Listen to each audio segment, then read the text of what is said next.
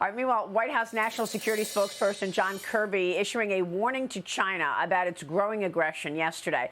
This after the Chinese warship came within 150 yards of a U.S. ship crossing in front of the U.S. destroyer in the Taiwan Strait over the weekend. Watch this. There was absolutely no need for the PLA to act as aggressively as they did. When you have pieces of metal that size, whether it's in the air or on the sea, and they're operating that close together, it wouldn't take much for an error in judgment or a mistake to get made, and somebody could get hurt. Joining me right now is Fox News senior strategic analyst. He is chairman of the Institute for the Study of War, General Jack Keane, back with us. General, always a pleasure. Good to see you this morning. Yeah, great seeing you, Maria. What is the CCP doing with all of these near misses? Now, this latest one with this ship crossing beyond the U.S. destroyer.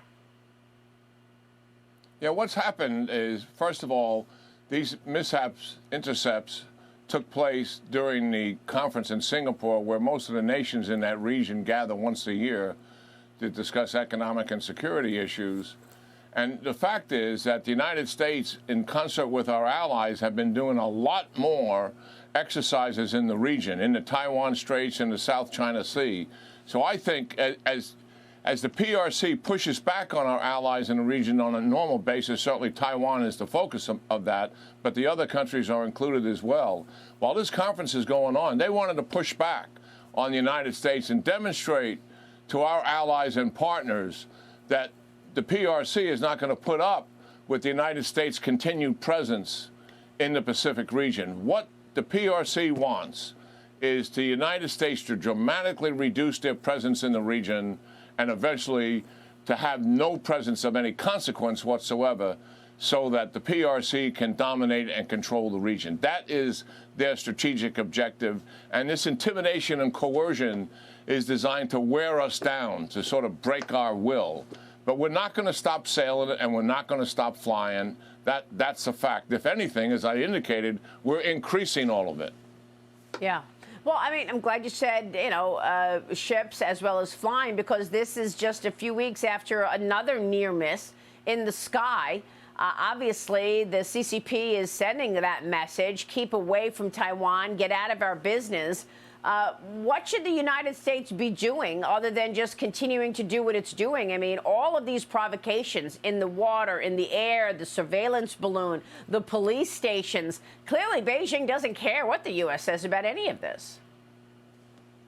Well, in dealing with these intercepts, the best thing to do is to continue to do it, because what their objective is to get us to stop. Continue providing the assistance to Taiwan. Continue the allied and partnership exercises that we're doing. Japan is doubling their defense budget. South Korea is increasing theirs. Australia is increasing theirs. And the exercise programs are growing. So that is all in the right direction. The problem we have is that defense budget is static. And as a result of the debt ceiling. I'm not going to get into the politics of the debt ceiling, but the result is we're going to stick with the Biden budget, which is below inflation. Therefore, it's a declining budget, and we got to catch up to China. And we're not going to be able to catch up and get the kind of deterrence we need if we have a defense budget that's in the water under inflation. Yeah, I'm really glad you raised this, because I've been also concerned looking at these numbers. And when I spoke with Kevin McCarthy over the weekend on Sunday Morning Futures, he went through this idea that if lawmakers don't get their work done, there's a 1% across-the-board cut in all agencies. But everyone I spoke with about this told me that if we were to see that 1% cut across all agencies, the Defense Department would take the biggest hit. Because remember, you're talking about 1% cut on defense versus 1% cut on all this other discretionary. So that's going to get spread across all this other spending, where defense is actually going to see a severe cut if we see that 1%. And even now, in the numbers that we're looking at, we're not keeping up with China in terms of the way it's investing in its military. Just look at the number of ships. China wants to have more than 400 ships in the coming years. We're talking about, what, just over 200 that we have in the Navy? Yeah, we're going down in ships. China's going to 440. We're going to 291. The Navy wants 373. We're not even close to that. The top U.S. State Department official for Asia and the National Security Council, senior director for China and Taiwan, met with China's vice foreign minister in Beijing yesterday. Both sides calling the talks, quote, candid and productive, General. The White House is trying to downplay this controversial trip, which started on the anniversary of the Tiananmen Square massacre, claiming that the trip was, quote, long planned and it was just the way the schedules worked out. General, why send a representative to Beijing on the very day that they're celebrating the Tiananmen Square disaster and murders? Well, China is certainly not recognizing Tiananmen Square in any consequential way whatsoever. I mean, that's a scar on their soul, a national stain on their honor.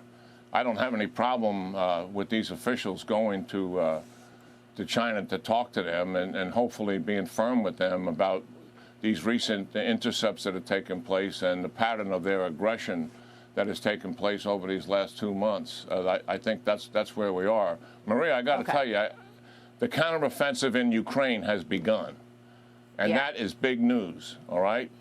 The Institute for the Study of War confirmed that last night from Russian and Ukrainian and U.S. government officials on background are leaking the same thing. Multiple attacks across a 600-mile front.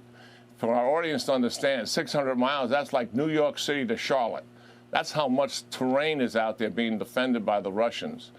What the Ukrainians are trying to do is isolate Crimea by breaking the main supply routes from Russia to Crimea and get to the Sea of Azov and the Black Sea. And they're probing in different directions. I think they're trying to disguise their main effort. This will take weeks to unfold, but this long-anticipated counteroffensive has finally started. We've given them lots of equipment to do this, the United States and the West. The United States and the West has trained over 40,000 of Ukrainian soldiers to help them with this equipment and also to help them with their tactics. The Ukrainians are not going to talk much about this at all. The Russians are already saying they're defeating the Ukrainian offensive. That's what they've done in the past. Right. So, but it is beginning. And of course, we wish the Ukrainians well and hope they're going to be able to achieve their objectives. Well, what do you think? I mean, I was going there next. Ukraine's deputy defense minister says that the country's counteroffensive against Russia is, quote, taking place in several directions, General. Will Ukraine be able to win this? How do you see this playing out?